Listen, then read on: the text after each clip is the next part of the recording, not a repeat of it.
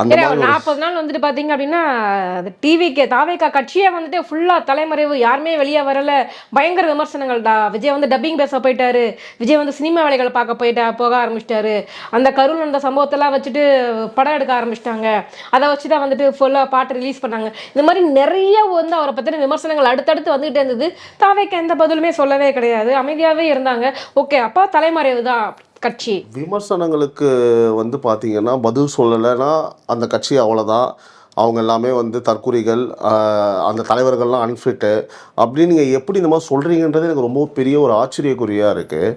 இப்போ உதாரணத்துக்கு கேட்குறேன், உங்களை நான் விமர்சனம் பண்ணிகிட்டே இருக்கேன், அப்புறம் நீங்கள் பதில் சொல்லிட்டே இருப்பீங்களா? உங்களோட வேலையே இல்லையா? அப்போது நீங்கள் ஒரு ஆங்கரு, ஓகேங்களா, உங்களுக்கு நிறைய வேலை இருக்கும், அழகாக ஆங்கரிங் பண்ணிகிட்ருக்கீங்க, நல்ல நல்ல கேள்வியெல்லாம் கேட்குறீங்க, நான் உங்களை பற்றி விமர்சனம் பண்ணிக்கிட்டே இருக்கேன், ட்வீட்டு போட்டே இருக்கேன் உங்களை டேக் பண்ணி, உங்களுக்கு ஆங்கரே பண்ண தரல, மக்கு மாதிரி கேள்வி கேட்குறீங்க அப்படின்னு சொல்கிறேன்னு வச்சுக்கோங்க. உதாரணத்துக்கு தவறாக எடுத்துக்காதீங்க.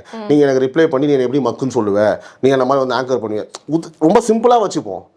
அப்போ நம்மளுக்கே இந்த மாதிரி நிலைமை இருக்கும்போது அவ்வளோ ஒரு கட்சி வச்சுருக்கிறாரு, ஒரு மிகப்பெரிய மக்களின் ஒரு பலத்தை வச்சுருக்காரு.